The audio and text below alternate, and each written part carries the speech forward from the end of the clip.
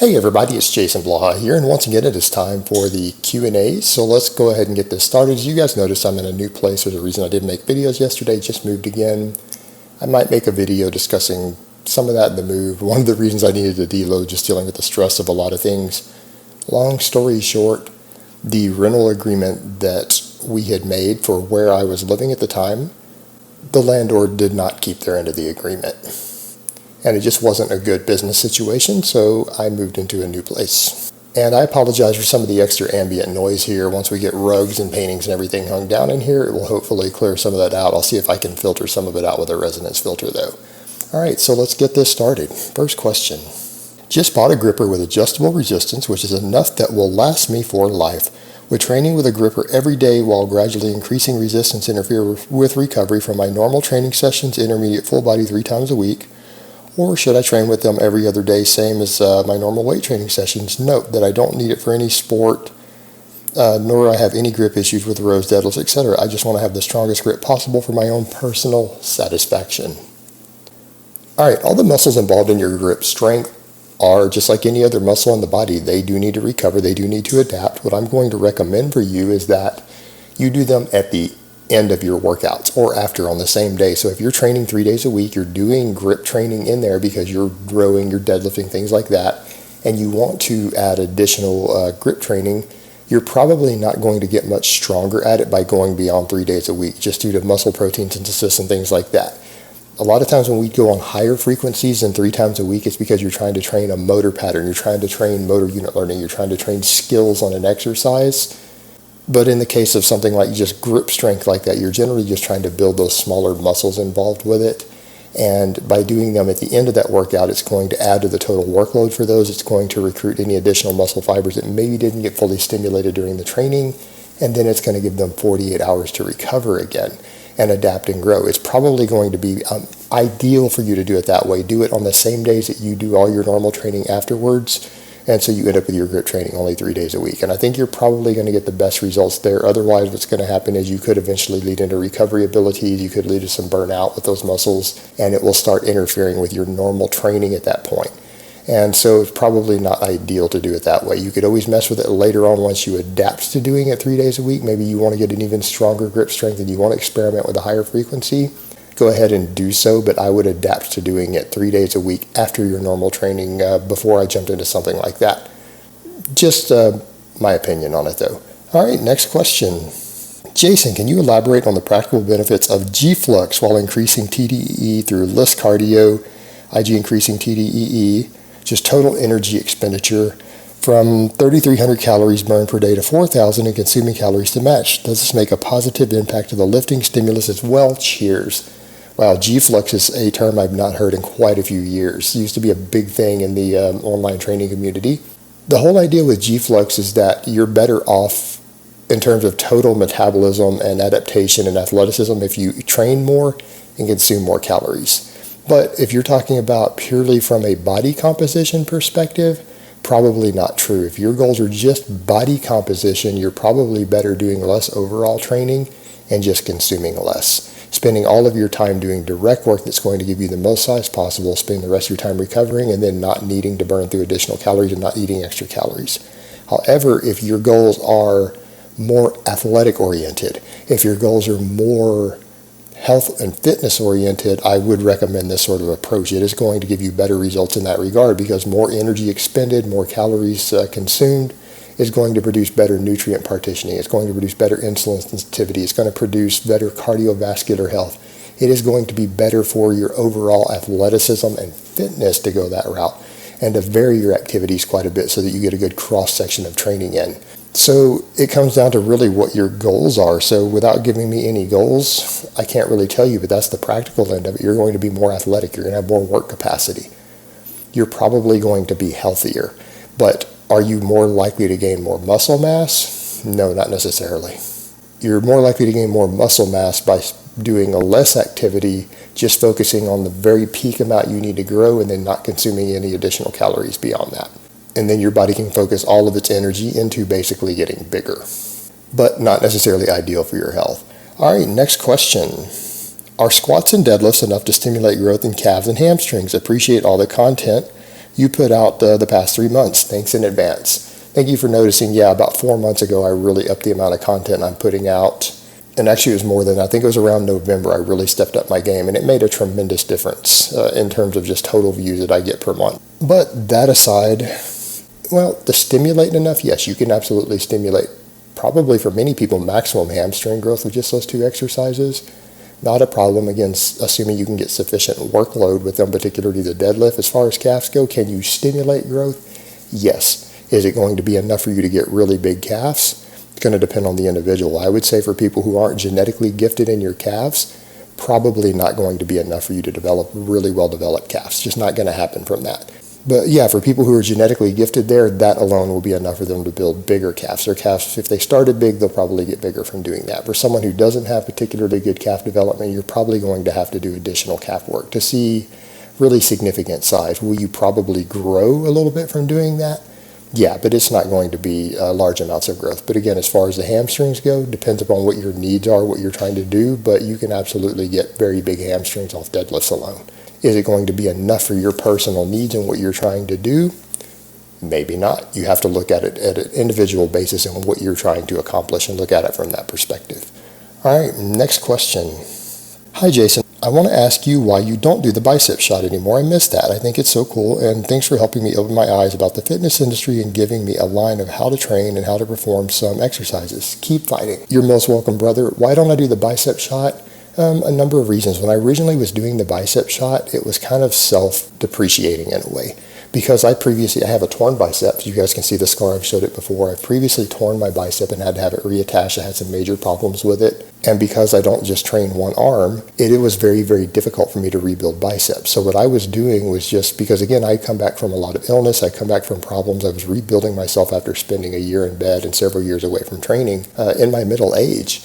And so for me to do the bicep shot was showing my flaws. Because of that previous injury, my biceps were my worst muscle group from an aesthetics perspective. And that was me just kind of saying, hey, look, guys, look at my flaws, look at my weaknesses. It's just part of who I am, and I'm just going to show it anyways. And it was more about just making a joke about the fact that so many people put so much importance upon some aesthetic muscle like the bicep or whatever, and as if it really matters at the end of the day. And here I am with a torn bicep, just kind of making fun of that and just hitting a bicep shot and just, trying to pretend like it looked good or anything. So it was just kind of making fun of myself. It was making fun of the attitude of a lot of people. And my early subscribers remember that. I started doing it when I had about 25 or 30 subscribers. The original people thought it was funny. I'd explain why I did it back then, and I just kept doing it.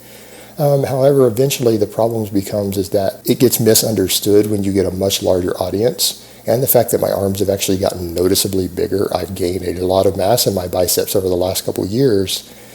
Through actual training them and rebuilding in spite of that old injury, rehabilitating all that connective tissue inflammation I had there, I've been able to actually start building biceps again. And accordingly, now I'm starting to look like I have biceps. And then it starts to give the wrong message that I actually promote aesthetics training or that I promote bodybuilding. And I want people to understand that I do not promote competitive bodybuilding, and I don't consider training for hypertrophy to be bodybuilding. Bodybuilding is a competitive endeavor. But by me continuing to do that bicep shot, I feel like I'm sending the wrong message to people when I say that I'm kind of against that thing, but there I am emulating it in a manner that seems like I'm actually being realistic or promoting it. And I just started to feel like maybe it's sending the wrong message as far as what I'm about and what this channel's about. So I just kind of phased it out. All right, next question. I'm afraid of redeveloping a bad relationship with food. I'm 51. I used to weigh 350 pounds and have dropped to about 190, which, by the way, is awesome, dude. So you lost 160 pounds while being much older, so props to you, brother. I've been lifting for around a year, and I'm afraid to eat to match the demands that lifting puts on my body because I don't want to balloon up again. If I slip up and eat something I shouldn't, I feel overly guilty and probably won't record it due to shame. I know I should record everything, but I have a family member who works a weird enough schedule that they can get away with saying, I'm still eating yesterday's calories. I haven't touched today's yet. It's making me crazy. Can I take some time away from recording while trying to eat sensibly? Honestly, man, if you feel like you're developing a bad relationship with food like that and you're not going to accurately track due to some bad issues going on, I would say stop tracking what you're eating. Most people, if you've lost 160 pounds and you're active, you already know how to eat. You don't need to track your food. Tracking food to the exact numbers for people who are trying to hit a specific weight class in a sport or people who are competitive physique athletes. For 99% of people who train, you don't actually need to track your food, and if anything, it can lead to unhealthy relationships with food. It might be contributing to what's going on for you here. So I'm going to recommend, since you're older, you're just trying to maintain a healthy body weight, just focus on eating a healthy diet with minimally processed foods, very little junk food, eat plenty of fruits and vegetables in there, get plenty of lean protein sources, and don't worry about this sort of thing. Don't start tracking your food, and that way just know that then you're accountable to yourself, not because of numbers which you can glitch, but accountable to yourself if you know that you should be eating mostly foods that you know are minimally processed. And what you can do if you want, just to satisfy those cravings, give yourself one cheat meal every week. Schedule it in somewhere and say, hey, I'm going to eat this one meal. I'm going to eat whatever I want. If I want Mexican food, I'm going to go to a Mexican restaurant and eat piles of chips and queso and tacos and enchiladas, and then call it a day. Have that one cheat meal every week, because again, if you've lost that much weight, you're active, you're lifting, one cheat meal a week is not going to derail your efforts. Then you don't have to feel like it's such a big deal. You just go in and eat whatever you want, and then you move on for the week and go back to just eating your normal foods. Don't obsess over it and track it. Just try to eat healthy and balanced. Again, the strict tracking is for people with very specific extreme goals. There's no need for 99% of people who train to actually track anything. All right, next question. Hey Jason, can you please discuss the ketogenic diet yet again and explain how eating too much protein can kick you out of ketosis, and maybe talk about how the conversion of excess protein to glucose affects the diet and possible results? Thanks. This is going to be short and sweet. The reason ketogenic diets work is because they suppress appetite. Under normal conditions, protein is very satiating and will suppress appetite, but on the ketogenic diet, because too much protein will convert into glucose, it will take you out of the state of ketosis. A lot of people will get hungrier on it. And if you get hungrier, you're going to eat more calories. It's going to be harder for you to maintain the lower caloric intake. And if that happens, the diet's going to fail. You're not going to lose fat as easily, or you might even gain fat. So that's the whole point. Eating too much protein, which is normally, again, counterintuitive, because on most diets, protein is very satiating. It helps fill you up. But on a ketogenic diet, too much of it will, again, make you go out of a state of ketosis. So less ketones in your bloodstream, your appetite's going to go back up, you're going to eat more. So that's why it can potentially fail. It's purely an issue of appetite and diet adherence, nothing more. So hopefully that makes sense, and that explains why that's actually an issue for people who follow ketogenic diets. All right, next question. Jason, you've talked about how natties should avoid the bro split in favor of more full body type workouts because their muscle protein synthesis isn't elevated for more than a couple days, unlike geared lifters for whom bro splits do work because of longer protein synthesis. What about TRT lifters? Where do they fit in? Guys, there's no need. What you guys need to remember, the only benefits to really TRT is that you will grow a little faster. That is proven. We've got data on it. TRT doses are slightly more anabolic than producing your own testosterone. A long story as to why that is. The other big side is that it allows you more nutrient diversity. You don't need as much fat on TRT as someone who's completely natural, because dietary fat isn't as big of an issue for producing testosterone. People can diet a little harder on it without their testosterone levels plummeting because, again, they're stabilized through the medication. So that's kind of where the edge is. But as far as longer muscle protein synthesis uptime or needing to change the training style, no, TRT doses shouldn't affect that at all. So I'm going to say that if you're on TRT, you need to train like someone who's natural anyway. So particularly you guys who are getting older, most of the guys on TRT, there are exceptions, but the majority are close to my age or older and moving on decades older. You don't adapt and recover as fast. You don't handle high volume training as well as the younger guys anyways. So in that case, you need to be gravitating towards more full body, lower volume training anyways, just like you would recommend to most naturals, and particularly as you start to get older. But that's just, again, my opinion on it. That's subject to a lot of debate. But if you want my opinion and take on it, that's what I would recommend. Do we have hard data on what I just said? No, not really. But it's a good extrapolation of what we do have available. All right, next question. Hi Jason, you often stress that increasing your 1 rep max directly transfers to a higher 20 rep max, etc. That's true. But what do you think about strength endurance specific training to increase one's anaerobic endurance in order to be able to perform a lot of force over 1 to 3 minutes straight, which is highly needed for field athletes and martial artists? I'm going to agree with martial artists, but maybe not field athletes. Would a CrossFit style of training 2 times per week improve my performance on the playing field? I once did some CrossFit sessions. I almost puked, although I did a lot of cardio that time. Thanks in advance. No, I wouldn't necessarily recommend CrossFit. And I'm going to have to censor that out because CrossFit doesn't like their name put even in video descriptions without getting hit for copyright issues. So you could do that, but you need to remember most of what you're getting out of CrossFit is just GPP work. It's general physical preparedness. When you're needing to maintain a certain position or a feat of strength for 1 to 3 minutes straight, that falls back into SPP. That's sport-specific training. If you as a martial artist have certain holds you're going to need to hold for 1 to 3 minutes, you're going to probably want to find a way to do some static contraction training or extreme partial rep training right in that range of motion so that you can learn to maintain those contractions against resistance for 1 to 3 minutes straight. So you're going back into sport-specific training, whereas in a lot of the CrossFit stuff is more of a GPP, which is general physical preparedness. So SPP versus GPP, specific physical preparedness versus general physical preparedness. So no, you're going to want to do very specific stuff. But again, now if you're a field athlete, does a lot of the things that CrossFit incorporates, which is again generally mostly GPP, is it going to be potentially beneficial to you? Yes. Do you need to do CrossFit specifically to do GPP work? No, absolutely not. There's plenty of GPP programs available out there. Tons of people do GPP work who have no affiliation with that organization or training. So it's really up to you as far as what you want to do with it. Do you want to go follow a different program for it? Or do you want to go do some CrossFit with some people just for the group environment? Because that's mostly what they offer is the group setting and the social setting around it. It's not that the GPP they do is any different or special from anyone else's.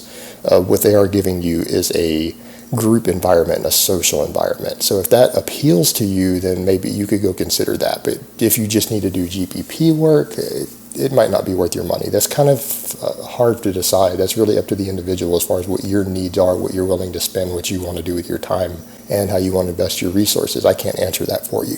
All right, next question. Hi, Jason. Is there a big difference between whey protein isolate and whey protein concentrate protein powder other than the price? Do the absorption rates really matter for the average Joe, or is it just marketing? All right, anything related to most protein powders is just marketing, guys. There's no need for you to ever need a protein powder. They don't offer you any real advantage other than you're getting a high-quality protein that's convenient. You don't have to cook it. You don't have to do much with it. And in some cases, they can be cost-effective. In other cases, not. It depends upon what the market's like where you happen to live in the world, or even in the United States, different parts of the country, versus what sort of protein powders are available to you. So in some cases, it's an economic consideration. In most cases, it's a convenience thing, but there is no actual advantage to consuming any type of protein powder over whole foods. And anyone trying to convince you that there is trying to market something to you. So all of this comes down to marketing. And is there much difference between the two in terms of any benefit to you? Probably not. It's really tit for tat. Again, quality of protein and absorption rates of protein and all of this stuff that people talk about really only comes into play for an athlete if you're consuming a lower protein diet. If you're consuming just the bare minimum of the protein you need to skirt by, then this stuff starts to become important. But the majority of you out there are consuming more protein than you really need to reach your goals, and so accordingly, the quality and bioavailability and absorption of that protein becomes less and less relevant once protein intake goes up. The lower protein intake goes, the more important those things become. So that's a factor that you need to consider there when you're looking at those things. But if you're sitting around eating 200 grams of protein a day, the quality of your protein is probably not particularly relevant in the grand scheme of things. It isn't going to matter at that point. So perspective. All right, next question and last question of the week. Do you think illnesses like cancer and AIDS, cancer is dozens of different illnesses, by the way, will ever be allowed to be cured, or is there a continuous treatment too profitable? I feel that unfortunately, if we did find a cure, if they haven't already, they would only ever be made available once pharma companies found a way to make it profitable. All right, guys, there's the thing that people jump into. I don't buy into the big pharma conspiracy theories that they suppress cures, because most of the people involved in this and involved in the research are medical doctors. These are people who took oaths that they take very seriously, and if any of you know medical doctors or know a few of them, you know that they take this quite seriously personally. The majority of them are actually pretty good people. There are some dickheads and some assholes among them, like with any other demographic of people, but for the most part, they're good people who actually want to help and cure people. The majority I've met are. Maybe that's my own sample bias being off, but sorry, I've just known too many doctors in my life who were just generally good people who really actually wanted to heal and treat and cure people, that they took it really seriously. So this idea that all these doctors would be suppressing cures is really just insane.